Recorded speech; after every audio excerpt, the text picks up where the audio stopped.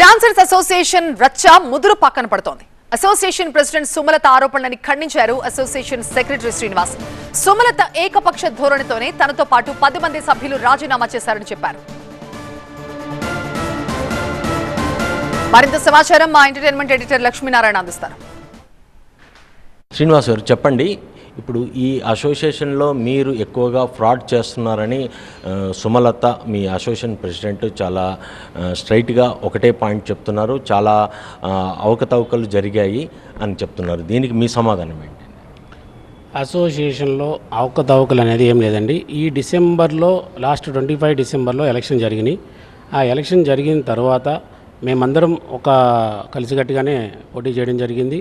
అందరం ఒక యూనిటీగా గెలిచిన తర్వాత ఏదైతే మేము కమిటీ తీసుకునే నిర్ణయాలు ఏమైతే ఉన్నాయో ఆ కమిటీ నిర్ణయాలు కూడా ఆమె మా మాట వినకుండా ఆమెకు నచ్చిన విధంగా ఆమెకు నచ్చినట్టు ఆమె నచ్చిన వాళ్ళకి ఒక విధంగా నచ్చని వాళ్ళకి వేరే విధంగా అలా పోర్ట్రేట్ చేసుకుంటూ వెళ్తున్నారు. కాబట్టి మాకు కొన్ని విషయాలు ఎవరికి నచ్చలేదు.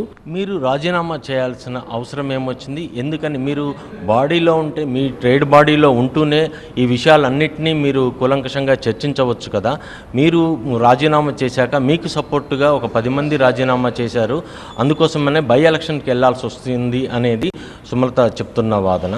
ఇందులో ఎంతవరకు కరెక్ట్? అసలు నిజానికి ఒక ట్రేడ్ బాడీ రిజైన్ చేస్తే ఆ బాడీ మొత్తము డిజాల్వ్ అవుతుందా? లేదు అంటే మీరు ఫెడరేషన్కి రాజీనామాలు సమర్పిస్తే ఈవిడ యాక్సెప్ట్ చేయాల్సిన అవసరం ఎలా వచ్చింది? అసలు ఆవిడ ఎందుకు మీ రాజీనామాలని యాక్సెప్ట్ చేసింది? ఈ రాజీనామాలు ఎందుకు మేము చేయాల్సి వచ్చిందంటే, మాకు ప్రాబ్లము ప్రతి కమిటీ మీటింగ్లో కూడా ఏ ప్రాబ్లం మాట్లాడినా కూడా దానికి ఆవిడ వేరే విధంగా పోర్ట్రేట్ చేయడం జరుగుతుంది. అది ఒక్కసారి కాదు, 2 సార్లు కాదు, చాలాసార్లు జరిగింది. కాబట్టి మాతో పాటు నేను ఒక్కడనే రిజైన్ చేయడం కాదు, నేను రిజైన్ చేస్తాను, నాకు అవసరం లేదు, ఇలా చేస్తున్నా. ఆ సంఘటనలు ఏంటో 1-2 కొద్దిగా డీటెయిల్డ్గా చెప్పండి. ఇప్పుడు మేము ఒక కమిటీ మీటింగ్ జరుగుద్దండి. ఆ కమిటీ మీటింగ్ జరిగినప్పుడు దాంట్లో ఒక విషయం మాట్లాడుకుంటాం. ఆ విషయాన్ని ఆమె మినిట్స్ బుక్ ఆమె దగ్గరే పెట్టుకుంటున్నారు. ఆమె ఇష్టం వచ్చినట్టు రాసుకుంటున్నారు. ఈ నిర్ణయాలు తీసుకున్న తర్వాత మినిట్స్ బుక్లో వేరే విధంగా రాస్తున్నారు. ఇవన్నీ కమిటీ మెంబర్స్కి నచ్చలేదు. అంటే ఒక మీటింగ్లో మినిట్స్ బుక్ తప్పు రాస్తే నెక్స్ట్ మీటింగ్లో మీరు ఆ పాయింట్స్ గురించి అందరూ డీటెయిల్డ్గా చర్చించవచ్చు కదా. అలా చర్చించకుండా ఉండడానికి గల కారణం ఏంటి? నెక్స్ట్ మీటింగ్లో చర్చించడానికి ఇప్పుడు ఏం చేస్తారంటే, ఇప్పుడు ఈ మీటింగ్ అయిపోతుంది, ఆ దాంట్లో ఏం తీర్మానాలు మాట్లాడుకున్నామో రాస్తాము. రాసిన తర్వాత అందరూ సంతకాలు ముందే యాక్చువల్ ఏంటంటే ఫస్ట్ వెళ్ళగానే హాజరైన సభ్యులని సంతకాలు పెడతాం. ఆ సంతకాలు పెట్టినప్పుడు తర్వాత మీటింగ్కి వచ్చేటప్పటికి తీర్మానాలను తర్వాత రాసుకుంటాం. వెనకాల లాస్ట్లో సంతకాలు పెట్టాం. ఎవరు కూడా కామన్గా ఎవరు ఆ టైంకి అందరూ వెళ్ళిపోయి ఆడవాళ్ళు ఉంటారు. ఎందుకంటే మీటింగ్ అనేది 1-2 గంటలు జరిగితే పర్వాలేదు, దాదాపు 7-8 గంటల వరకు మీటింగ్ జరుగుతూ ఉంటుంది. అలాంటప్పుడు నెక్స్ట్ తీర్మానాలు ఏంటనేది మనకి దాని గురించి డిస్కస్ చేయం. అలాగే వేరే అలా మీ ఏకపక్ష ధోరణితో చేస్తుంది కాబట్టి మిగతా కమిటీ మెంబర్లు కూడా మేము మాట్లాడిన మాటలు కూడా మీరు పెడచేవని పెట్టేసి మీ ఇష్టారాజ్యంగా రాసుకున్నారు. కాబట్టి వాళ్ళందరికీ ఈమె మీద ఒక ద్వేషం ఏర్పడి మేము ఉండి వేస్ట్ కదా అనే ధోరణితోనే అందరూ కూడా అలా రాజీనామాలకు సిద్ధపడ్డాం.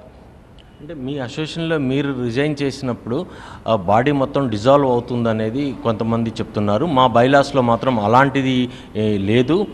పూర్తిగా మేము ఎలక్ట్ అయ్యాం కాబట్టి మేము 2 సంవత్సరాలు మేము ఉంటాము. వాళ్ళు రిజైన్ చేశారు కాబట్టి ఆ పోస్టులకే బై ఎలక్షన్ నిర్వహిస్తామంటున్నారు. దానికి అనుగుణంగానే మేము పోలింగ్ నిర్వహించాము, సీక్రెట్ పోలింగ్. దానికి అందరూ మెజార్టీ సభ్యులు బై ఎలక్షన్స్ జరగాలని అన్నారు. అది నిజంగా ఆచరణ సాధ్యమేనా? దీంట్లో ఉన్న లొసుగులేంటి? ఎప్పుడూ కూడా ఒక బాడీ మొత్తం మేము 17 మంది ఉంటామండి. 17 మంది అంటే president, secretary, treasurer and joint vice ప్రెసిడెంట్లు 2, జాయింట్ సెక్రటరీ 2, అలాగే మిగతా ఆర్గనైజ్ సెక్రటరీ, కమిటీ మెంబర్స్ అందరూ ఉంటాం. ఈ 17 మందిలో మెజార్టీ సభ్యులు 100% వీళ్ళు మెజార్టీగా మేము 10 మంది రాజీనామా చేసాం. ఈ 10 మంది రాజీనామా చేసినప్పుడు 100% ఈ బాడీ డిజాల్వ్ అవుతుంది. అది రూల్లో కూడా ఉంది.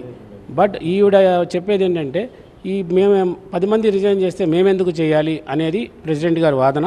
బట్ అది కరెక్ట్ కాదండి.